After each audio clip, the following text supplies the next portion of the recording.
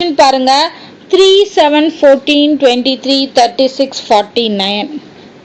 So இதில் வந்து difference எப்பயும் போல் டிஃப்ரென்ஸ் கண்டுபிடிச்சி பார்க்கலாம்.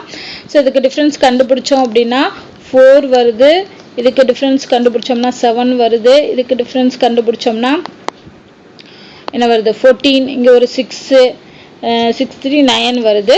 அடுத்த டிஃப்ரென்ஸ் கண்டுபிடிச்சோம்னா 3 13 வருது. ஸோ லாஜிக் இல்லை 4 7 9 13 மாறி மாறி வருது இல்லையா. ஸோ அதனால் இந்த மெத்தட் இல்லை. அப்போ இந்த வேறு ஏதாவது மெத்தட் பண்ணியிருக்காங்களா அப்படின்னு பார்க்கலாம். ஸோ இந்த 3 7 14 இந்த நம்பர்ஸ்லாம் எப்படி வந்துச்சு அப்படிங்கிறத பார்க்கலாம். ஏதாவது ஒரு ஸ்கொயரோட ஏதாவது நம்பர் ஆட் பண்ணி பார்க்கலாமா. ஸோ இப்போ 3 வேணும் அப்படின்னா என்ன பண்ணலாம், 1 ஸ்கொயர் ப்ளஸ் 2 ஆட் பண்ணோம்னா 3 வரும். ஓகே, 1 ஸ்கொயருக்கு அப்புறம் 2 ஸ்கொயராக இருக்கலாம். 2 ஸ்கொயருங்கிறது 4 4 ப்ளஸ் 3 7 வரலாம், ஏன்னா 2க்கு அப்புறம் 3ங்கிற நம்பர். அடுத்தது வந்து என்ன பண்ணலாம், 3 ஸ்கொயர் போடலாம். 3 ஸ்கொயர் ப்ளஸ் 4 போடுறோம். 4 போட்டோம்னா 9 9 ப்ளஸ் 4 13 வரும். நமக்கு இங்கே 14 வரணும்.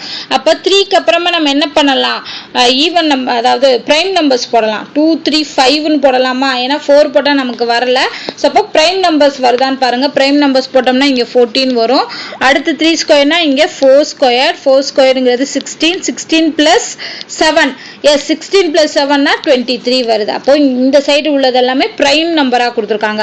அடுத்தது 5 ஸ்கொயர். 5 ஸ்கொயருங்கிறது 25 25க்கு அப்புறம் வரக்கூடிய அந்த 7க்கு அப்புறம் வரக்கூடிய ப்ரைம் நம்பர் 11 11 போட்டோம்னா 36 வருது. ஓகே, இந்த நம்பர் வருது. அடுத்து 49 வரணும் அப்படின்னா 6 ஸ்கொயர் ப்ளஸ் 13 வரும், 49 வரும் கண்டிப்பாக.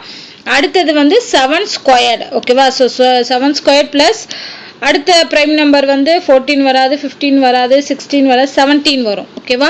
ஸோ இப்போ 7 ஸ்கொயர் 7 ஸ்கொயருங்கிறது 49 ப்ளஸ் 17 அப்படிங்கிறப்போ 6 மிச்சம் 1 எஸ் 66 வருது. ஓகேவா.